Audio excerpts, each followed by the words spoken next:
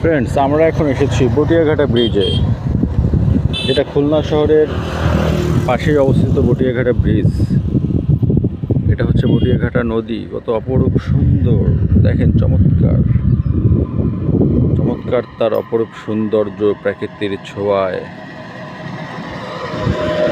Batiaghata bridge, চমৎকার তার প্রাকৃতিক সৌন্দর্য, একটা অসীম মায়া এখানে অবস্থান করে।